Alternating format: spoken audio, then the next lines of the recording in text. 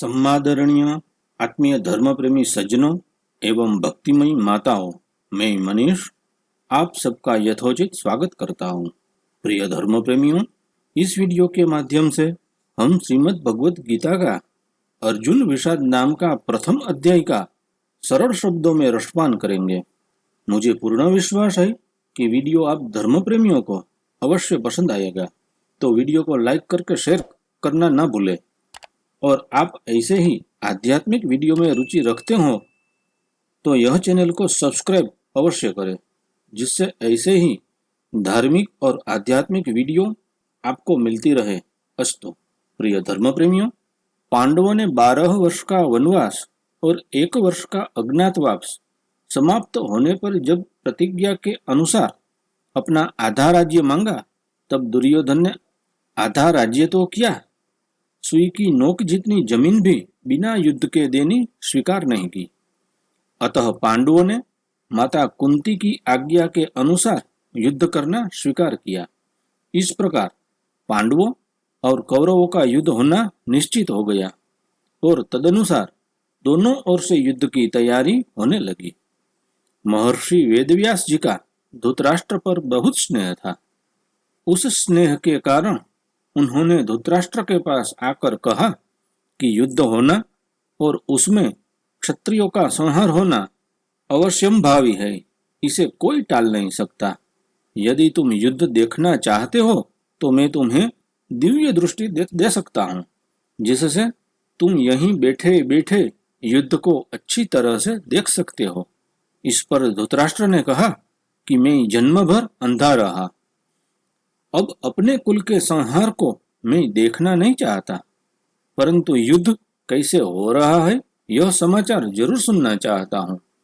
तब वेदव्यास जी ने कहा कि मैं संजय को दिव्य दृष्टि देता हूँ, जिससे यह संपूर्ण युद्ध को, संपूर्ण घटनाओं को, सैनिकों के मन में आई हुई बातों को भी जान लेगा, सुन लेगा, देख लेगा और सब बातें तुम्हें बता भी देगा। ऐसा कहकर व्यास जी ने संजय को दिव्य दृष्टि प्रदान की। निश्चित समय के अनुसार कुरुक्षेत्र में युद्ध आरंभ हुआ। 10 दिन तक संजय युद्ध स्थल में ही रहे।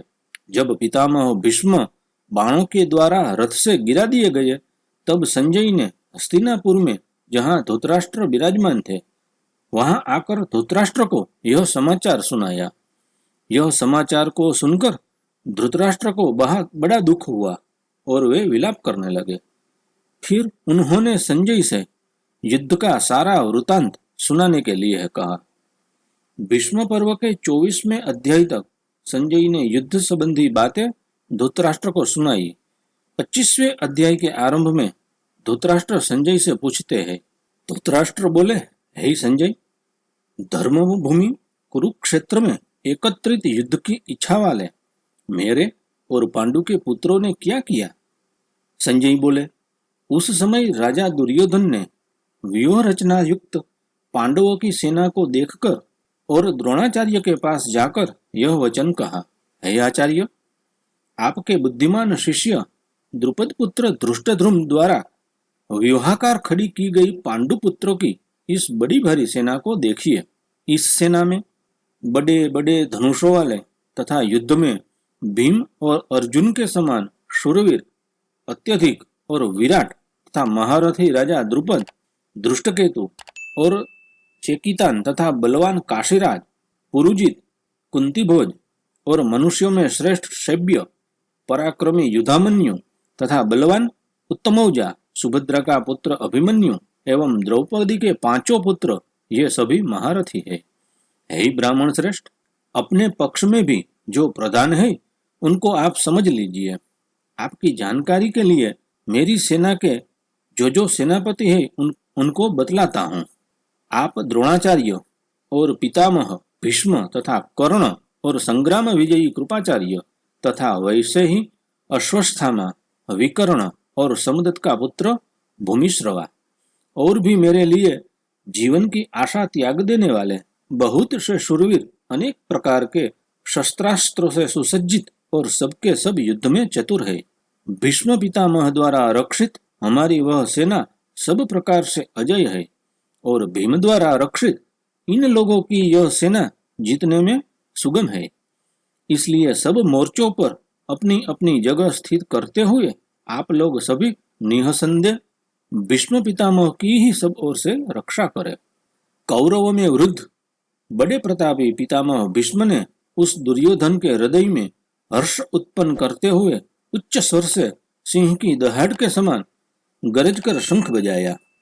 इसके पश्चात शंख और नगारे तथा ढोल, मृदंग और नरसिंघे आदि बाजे एक साथ ही बज उठे। उनका वह शब्द बड़ा भयंकर हुआ। इसके अनंतर सफेद घोड़ों से युक्त उत्तम रथ में बैठे हुए श्री कृष्ण महाराज और अर्जुन ने भी अलौकिक शंख बजाए।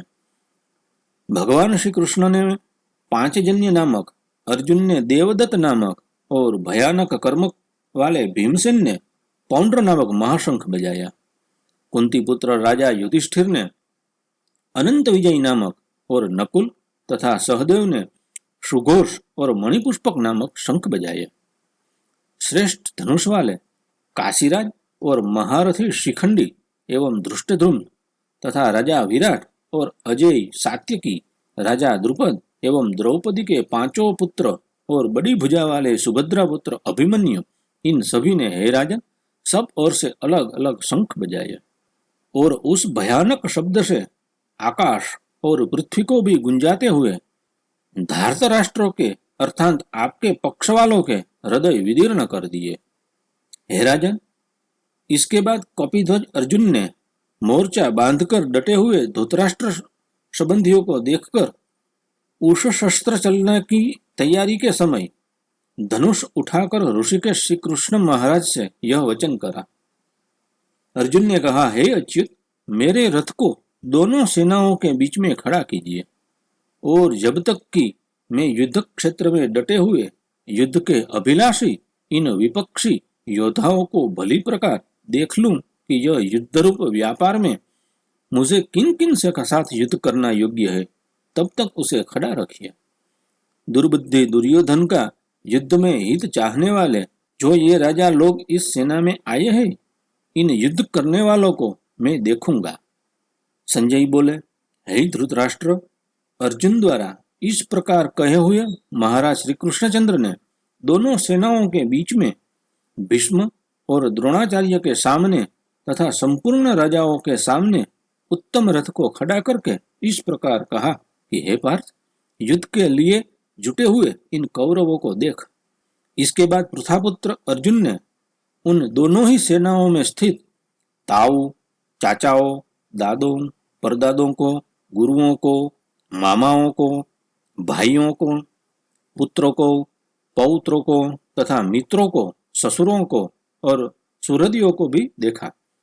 उन उपस्थित संपूर्ण बंधुओं को देखकर वे कुंती पुत्र अर्जुन अत्यंत करुणा से युक्त होकर शोक करते हुए यह वचन बोले। अर्जुन बोले, हे कृष्ण, युद्ध क्षेत्र में डटे हुए युद्ध के अभिलाषी इस स्वजन समुदाय को देखकर मेरे अंग शिथिल हुए जा रहे हैं और मुख सूखा जा रहा है तथा मेरे शरीर में कंपन एवं रोमांच हो रहा है। हाथ से गांडीव धनुष गिर रहा है और त्वचा भी बहुत जल रही है तथा मेरा मन भ्रमित सा हो रहा है, इसलिए मैं खड़ा रहने को भी समर्थ नहीं हूँ। हे केशव, मैं लक्षणों को भी विपरीत ही देख रहा हूँ तथा युद्ध में स्वजन समुदाय को मारकर कल्याण भी नहीं देखता।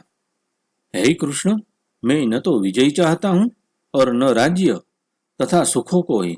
हे गोविंद, हमें ऐसे राज्य से क्या प्रयोजन है अथवा ऐसे भोगों से और जीवन से भी क्या लाभ है।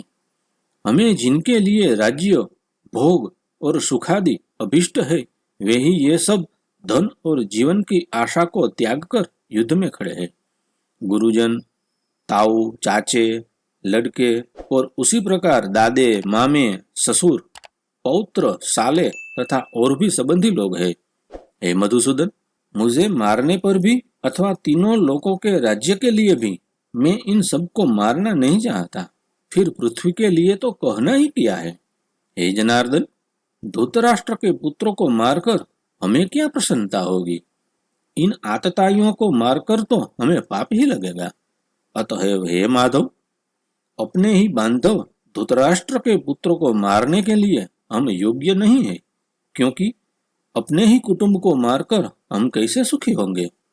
यद्यपि लोभ से भ्रष्टचित हुए ये लोग कुल के नाश से उत्पन्न दोषों को और मित्रों से विरोध करने में पाप को नहीं देखते, तो भी हे जनार्दन, कुल के नाश से उत्पन्न दोष को जानने वाले हम लोगों को इस पाप से हटने के लिए क्यों नहीं विचार करना चाहिए। कुल के नाश से सनातन कुल धर्म नष्ट हो जाते हैं। धर्म के नाश हो जाने पर संपूर्ण कुल में पाप भी बहुत फैल जाता है। हे कृष्ण, पाप के अधिक बढ़ जाने से कुल की स्त्रियां अत्यंत दूषित हो जाती है, और हे वार्ष्णेय, स्त्रियों के दूषित हो जाने पर वर्णशंकर प्रजा उत्पन्न होती है। वर्णशंकर कुल घातियों और कुल को नरक में ले जाने के लिए ही होता है। लुप्त हुई पिंड और जल की क्रिया वाले अर्थात श्राद्ध और तर्पण से वंचित इनके पितरलोक भी अधोगति को ही प्राप्त होते हैं। इन वर्णशंकर कारक दोष से कुल घातियों के सनातन कुल धर्म और जाति धर्म नष्ट हो जाते हैं। हे जनार्दन, जिनका कुल धर्म भ्रष्ट हो गया है, ऐसे मनुष्यों का अनिश्चित काल तक नरक में वास होता है, ऐसा हम सुनते आए हैं। अहो, हम लोग बुद्धिमान होकर भी महान पाप करने को तैयार हो गए हैं, जो राज्य और सुख के लोभ से स्वजनों को मारने के लिए उद्यत हो गए हैं। यदि मुझ शस्त्र रहित एवं सामना न करने वाले को शस्त्र हाथ में लिए हुए धृतराष्ट्र के पुत्र रण में मार डाले, तो वह मरना भी मेरे लिए अधिक कल्याणकारक होगा। संजय बोले, रणभूमि में शोक से उद्विग्न मन वाले अर्जुन इस प्रकार कहकर बाण सहित धनुष को त्याग कर रथ के पिछले भाग में बैठ गए। प्रिय धर्म प्रेमियों, इस तरह हमने श्रीमद् भगवद गीता में श्री कृष्ण और अर्जुन के संवाद में अर्जुन विषाद योग नाम का प्रथम अध्याय का रसपान किया। वीडियो अब जरूर पसंद आया होगा। वीडियो को लाइक करके शेयर करना, चैनल पर नए हो तो चैनल को सब्सक्राइब करना। फिर मिलेंगे नए वीडियो के साथ, तब तक के लिए सबको यथोचित भगवत स्मरण।